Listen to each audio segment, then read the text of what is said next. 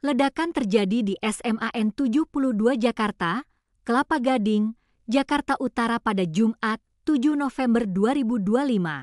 Ledakan terjadi siang hari, sekitar pukul 12.30 WIB ketika salat Jumat masih berlangsung. Akibatnya, lebih dari 50 orang menjadi korban dan mengalami luka-luka. Dan trauma mendalam masih dirasakan korban ledakan bom di SMAN 72 Jakarta Utara pada Jumat 7 November sekitar pukul 12.30 waktu Indonesia Barat. Ledakan terjadi diduga berasal dari speaker masjid. Atas kejadian itu, lebih dari 50 korban harus mendapatkan perawatan medis di Rumah Sakit Islam Jakarta Cempaka Putih dan Rumah Sakit Yarsi Jakarta. Polisi mengungkap terduga pelaku ledakan di SMA 72 Jakarta merupakan seorang siswa berusia 17 tahun. Dari hasil penyelidikan sementara, siswa tersebut diduga sering menjadi korban perundungan atau bullying di lingkungan sekolah. Saat ini pihak kepolisian masih mendalami motif dan kondisi psikologis pelaku, serta memastikan tidak ada unsur lain di balik peristiwa ini. Berikut beberapa fakta atas kejadian ledakan di SMAN 72 Jakarta Utara.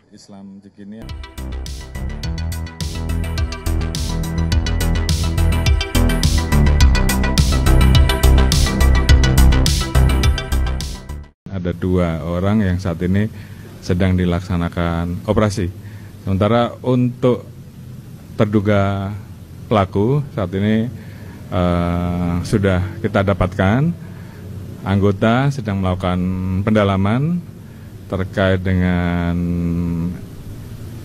identitas korban, kemudian juga lingkungan korban, lingkungan pelaku, termasuk rumah dan hal-hal lain yang saat ini sedang kita dalami, dan tentunya nanti akan diinformasikan lebih lanjut setelah tim gabungan baik dari Polda Metro, dari Densus melaksanakan pendalaman. Untuk saat ini salah satu dari yang saat ini melaksanakan operasi terduga pelaku, dan untuk motif ya saat ini memang sedang kita dalami. Berbagai macam informasi tentunya akan kita kumpulkan supaya menjadi satu informasi yang bulat pada saat nanti diinformasikan. Namanya Nur Azam Adinata. Nur Azam Adinata. Ada ibu, kejadiannya gimana sih, Dek?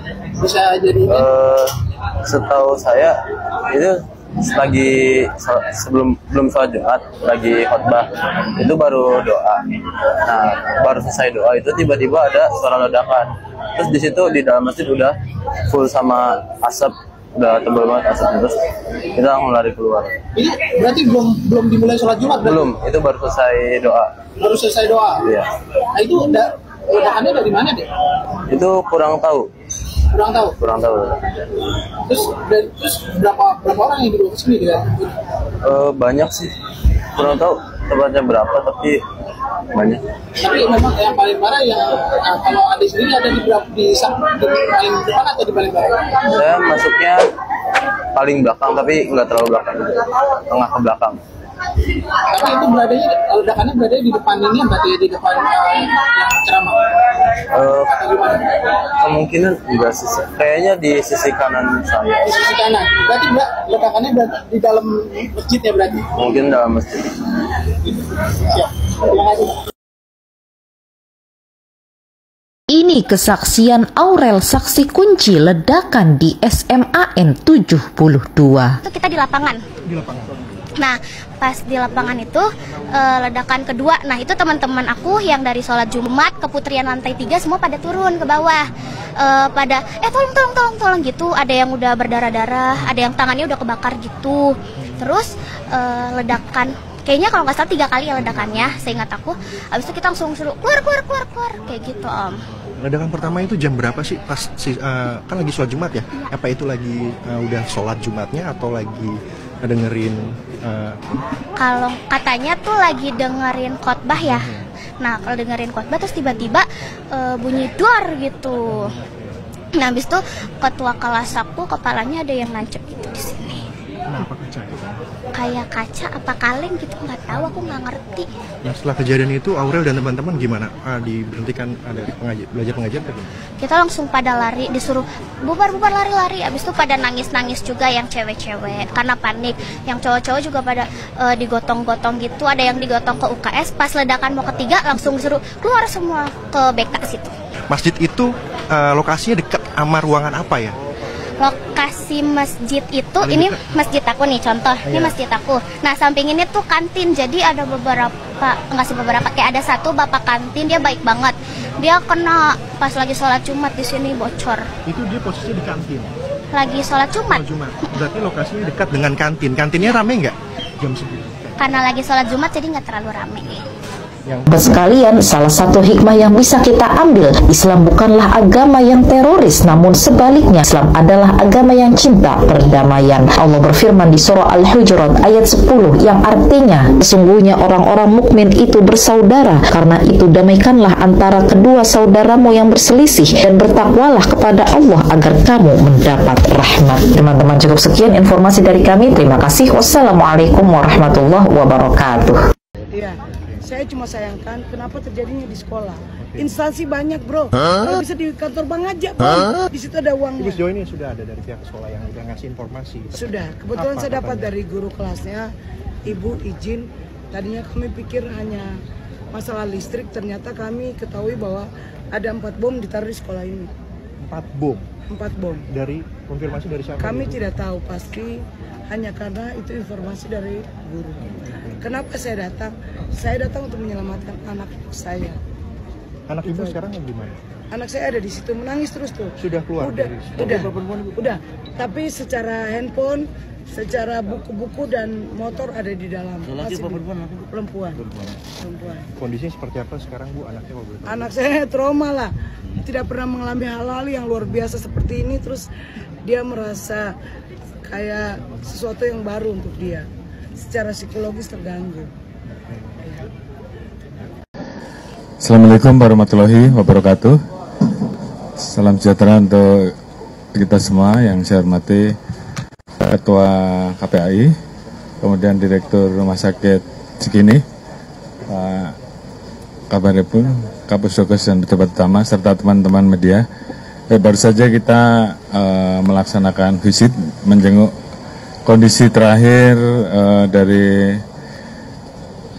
saudara-saudara kita, anak-anak kita yang saat ini dirawat di Rumah Sakit Cikini, jadi Rumah Sakit Islam Cikini. Jadi alhamdulillah dari jumlah awal 96 pada saat pasca kejadian,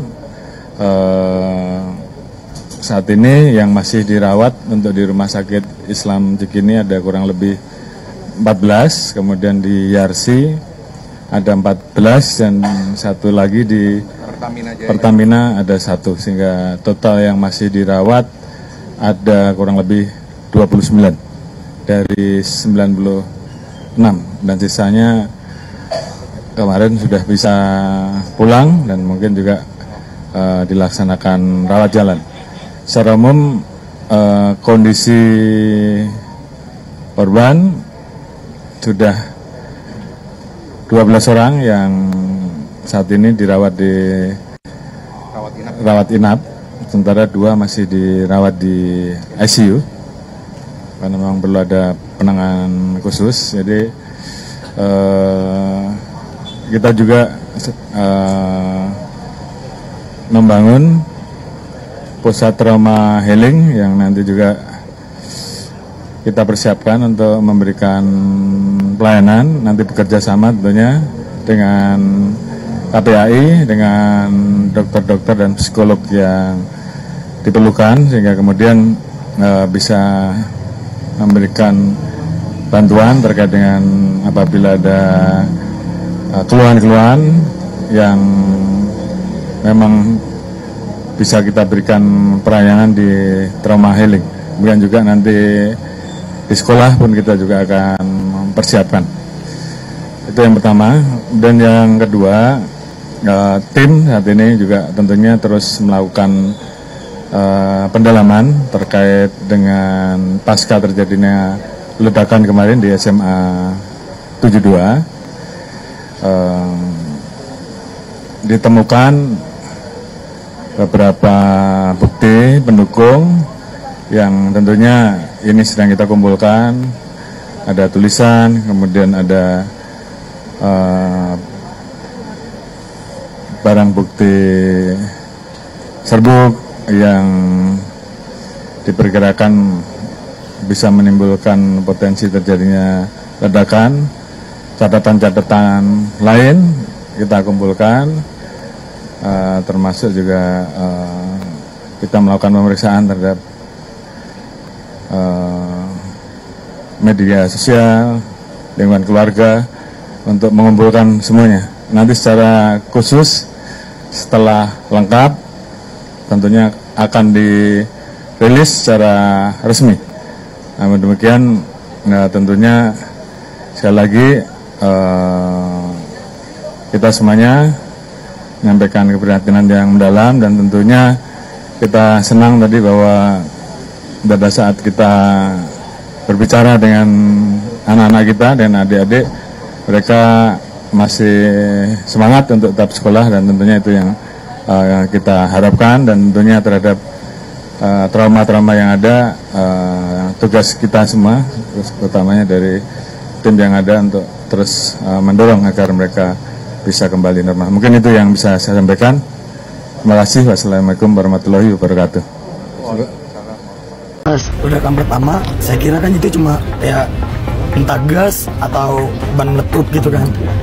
Tapi pas saya anggap itu paling cuma ban, disusul dengan ledakan kedua. Nah itu saya langsung lari nyari info kan. Saya bilang, itu dari mana? Ada ini di 72. Saya langsung menuju ke sini warnet. Saya melihat teman-teman ada orang-orang udah menggotong orang itu. Nah jadi saya bilang, udah sini saya bantu. Jadi saya bawa ke sini untuk mendapatkan penanganan. Tadi yang Pak, situasinya sangat kacau, kayak chaos lah, ada yang panik, ada yang kabur, terus ada yang sampai kupingnya ada yang ada budek lah, ada yang terus untuk ada yang teman saya yang korban yang udah terkapar, terus kalau dari infonya tergeletak gitu. Tergeletaknya di dekat daerah sekolah.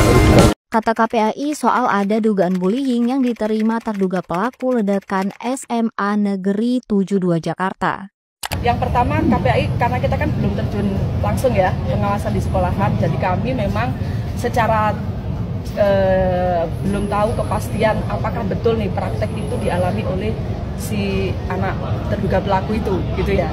Meskipun saya membaca nih beberapa berita gitu ya menyebutkan bahwa si anak ini sering mendapatkan bully di sekolah gitu.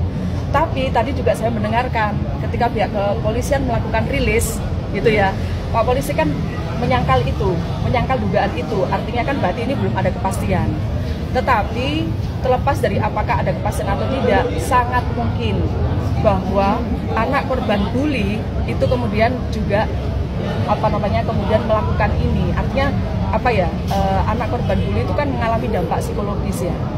Dia mau melawan kepada yang melakukan bully, tapi mungkin dia dalam kondisi yang nggak mampu, dalam artian mungkin yang bully banyak, dia sendiri, sehingga mungkin dia merencanakan melakukan sesuatu untuk membalas dalam tanda petik gitu ya, karena dia merasa jengkel dengan situasi bully yang sering dia terima dengan cara seperti ini. Itu sangat mungkin, tetapi ini dugaan kemungkinan ya, maksudnya itu kepastiannya tentu butuh adanya misalnya kayak saya harus ke sekolah dulu memastikan kepada teman-teman sekelasnya atau guru-gurunya apakah betul termasuk gitu kan, bagaimana perilaku sebenarnya ketika di sekolah itu kami akan melakukan pendalaman lah.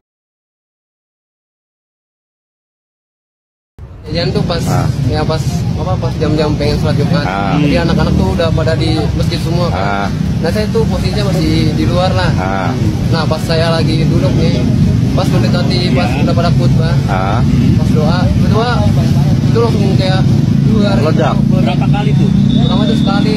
Nah pas udah pada gencar, udah pada kayak pada kabur-kaburan. Nah itu udah pas di BK saya dengar lagi ada 2 sampai 3 kali. Ledakan apa? Ledakan baterai gitu. Nah, tahunya baterai dari mana? Ada infonya, katanya ada buktinya. Buktinya apa? Mana? Ini Bu. Mana? Coba lihat. Nah ini adanya di mana? Ditemukan di mana? Wah, kurang tahu. Nah tadi yang Mas bilang katanya ngelihat ada yang ngeracik itu gimana? Itu gimana? Soalnya katanya ini kayak kawat gitu, kayak besi, bukan kayak petasan kertas tapi kayak kaleng gitu. Ini kayak kaleng minuman ya? Iya, kaleng minuman, terus ini baru kawat besi. Di dalamnya diduga ada bahan kimia peledak gitu. Nah, itu yang ngeracik siapa? Diduganya si pelaku, Pelakunya siapa? Pelakunya itu kelas 12. Masih siswa juga kan? Iya, siswa juga namanya. Nah, itu dia Ade tahu itu dia pelakunya itu dari mana? Ya, apakah sebelumnya dia bikin status katanya? Iya, katanya bikin status pas. Bikin statusnya apa? Kurang tahu deh kalau bikin statusnya. Katanya ini apa bahan peledak gitu? Nggak tahu deh, kalau itu saya belum tahu. Tapi dia posisinya masih libur itu untungnya. Nah, terus dia lakuinnya tuh pas pengen sholat Jumat. Dia di belakang gitu. Oh dia itu lagi libur? Iya lagi libur posisinya. Nah terus dia kesempatan mungkin ya gara-gara cowok-cowoknya tuh rame sholat. Makanya dia sengaja pengen yang pelaku. Kenapa dia mau begitu deh? Karena yang saya tahu dia tuh korban bully di sekolah. Oh gitu. Sering dibully sampai mental dia nggak kuat. Gitu. Oh gitu. Terus dia juga selalu sendiri lah pakai jas putih kalau di sekolah. Oh, rumahnya dekat apa jauh dari masjid dia? Kalau rumahnya dekat ya, dekat. Oh dia emang sholat Jumat di situ. Ya. Yang kamu tahu tuh pembuliannya seperti apa? Wah saya kurang tahu kalau apa? Itu ya bullying. Itu tahu dia yang pada ngecek yang kayak polisi, tentara ngecek ternyata ada si pelakunya yang udah terkapar.